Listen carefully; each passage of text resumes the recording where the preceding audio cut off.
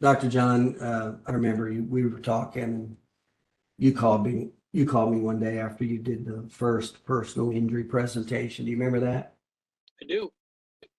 Do you remember off the line? If I remember right out of the bat, and this, if you don't mind telling me a couple of the details, but right out of the bat, the bottom line is you called me after your first presentation, and the attorney was totally overwhelmed and interested in your presentation.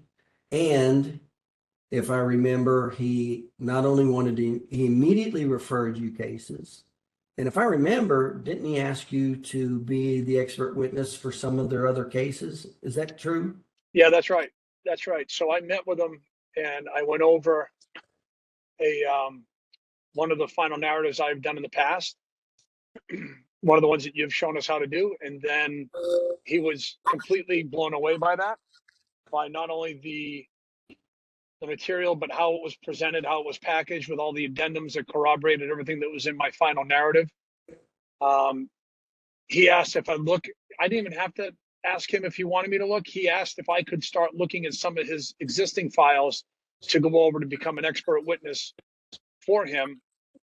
Before I left, he called my office to set up an appointment with a new patient, which was kind of neat. And then actually follow me out to my car because I forgot my business cards in my car. And rather than have me run out and bring them back, he came out to my car to get them.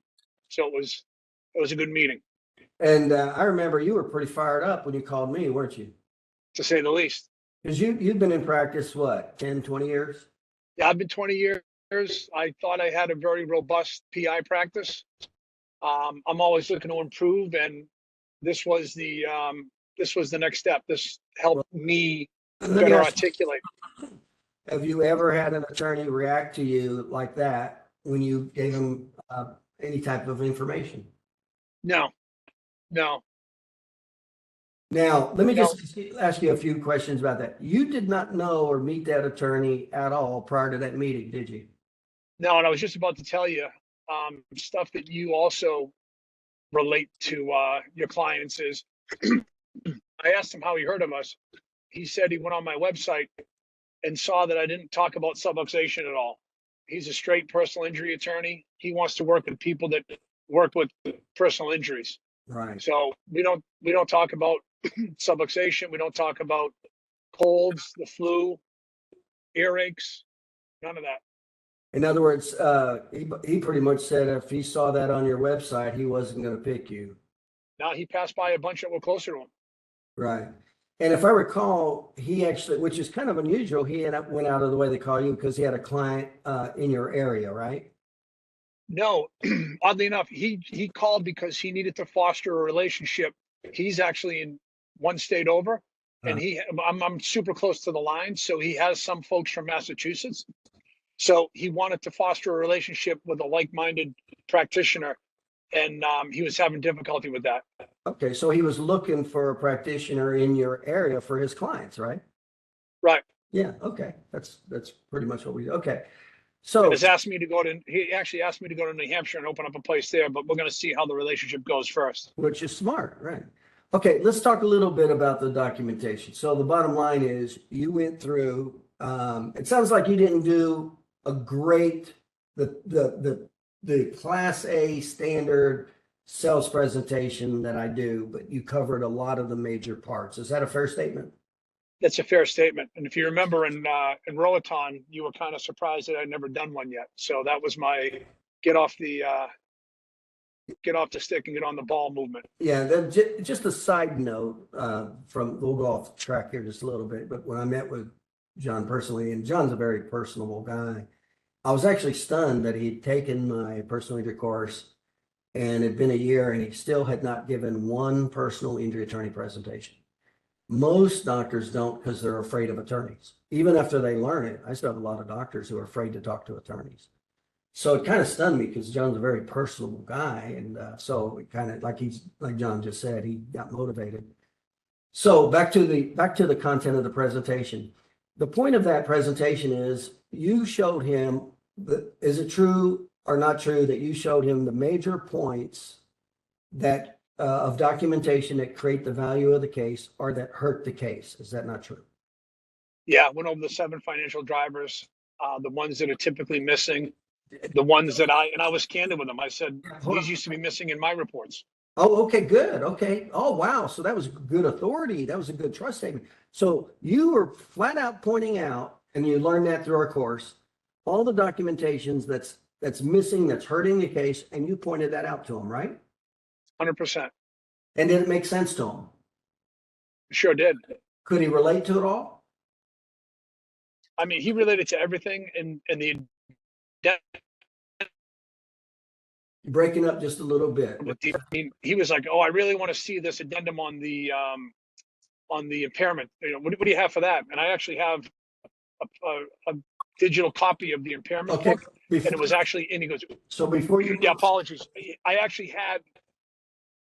before you move on with the narrative report, you covered several of the major topics. In other words, you didn't just take one little topic and wave it in his face and go, "Hey, I got this one thing that's going to help you," did you?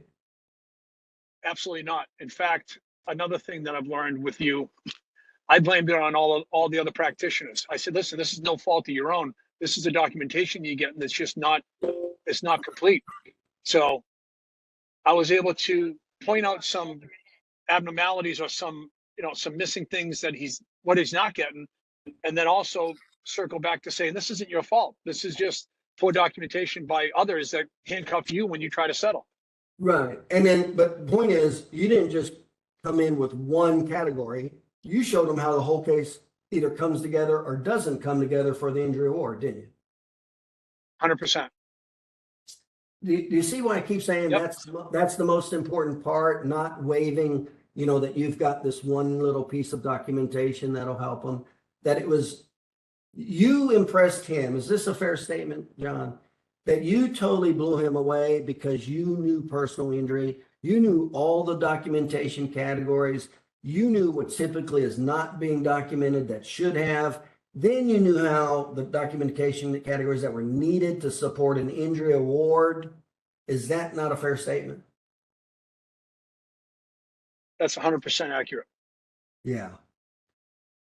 Is it fair to say you probably not would have gotten that kind of overwhelming response with him if you'd have just went in with one documentation category and said, "Oh, I know how to document this, but it's not being documented, and it'll help you"?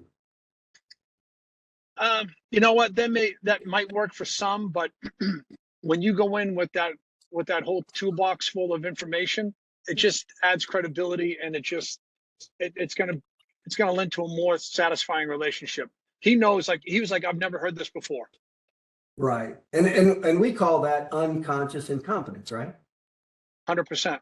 Yeah. And then we moved directly to conscious incompetence because he started realizing what he wasn't getting, and I related it to the MDs that we work with and how we're able to incorporate that in human speak. So I mean, it was really good. It was some higher level stuff that you and I had talked about in Roaton, as far but that's a topic for another day. But And um, it sounds like he was more of a trial lawyer, an upper end type of attorney, doesn't it? yeah, no, he's a big deal. He's a big deal in Southern New Hampshire. Yeah. And then at what point as you're going through this, at what point did the light switch go off in your head go, "I got him. He wants and needs what I have"? Well, I know injury magnifiers aren't really one of the big topics of the top 7, but when I wanted to mention it to him, and he kind of his neck he kind of straightened up a little bit. And then when I went over the hybrid, explain what hybrid was, because everyone knows subjective and objective, but no one ever talks about hybrid. That's when I knew I had him, because he was super engaged, asking questions, and I was able to rattle off the answers to the questions very, very easily. Because don't forget, they don't know half of what we know when it comes to the medical and the science, right? I mean, they're real good as attorneys, but they don't know shit when it comes to diagnosis and neuro and ortho testing and things like that. So So, when I started talking about the hybrid, that's what really, because no one talks about hybrid findings. right. So you were 4, 5, 7 topics into it, and then he turned the authority over to you. Is that a fair statement?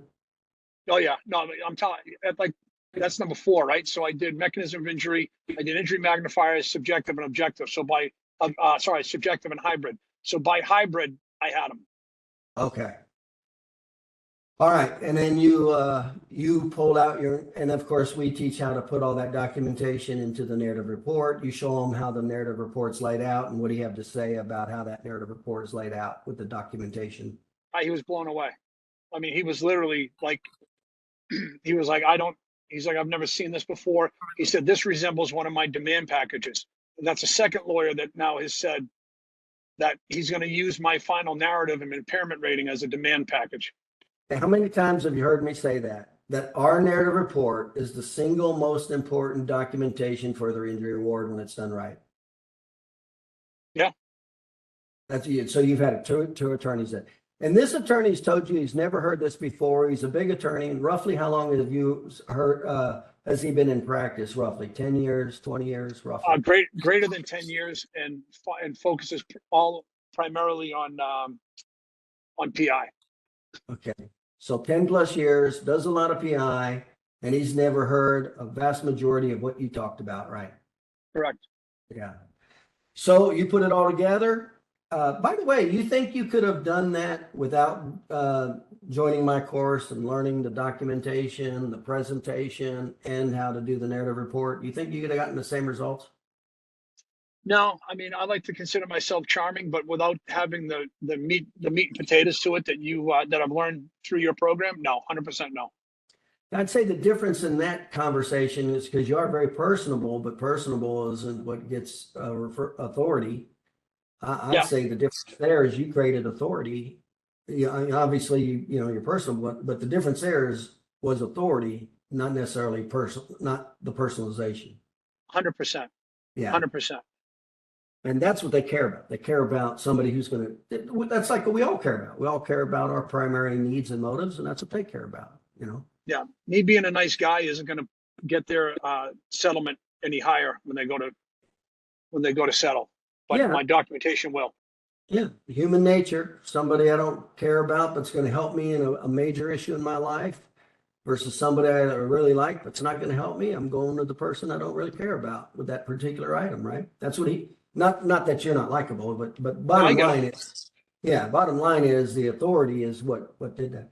So anyway, so you just totally, can you see how you totally shifted his consciousness? He was totally unconscious, incompetent you stair-stepped him exactly like our presentation does. You didn't overwhelm him. You didn't create a defensive reaction.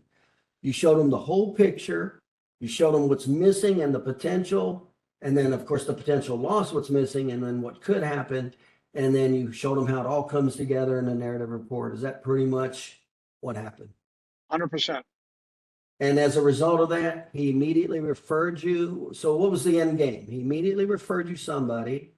Yep, and I'm reviewing 2 of his cases for $1,500 a piece. And you're doing 2 reviews. He referred you somebody, and he asked you essentially to be the expert witness for his other cases. Is that right? Correct. In other words, can you see how he wants that authority, that somebody that knows all the categories and how to put it together? He wants that for every case, regardless of if the case has the findings or not. Can you see that? Yeah.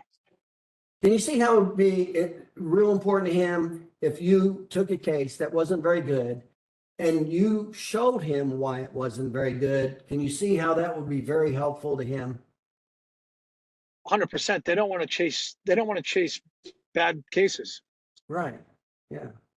All right. So John was pretty excited about that. And I knew, by the way, when John and I had that meeting, I knew that would happen when he first started. I was just surprised that you'd waited a year to do it, but I knew that you were going to have those kind of results immediately.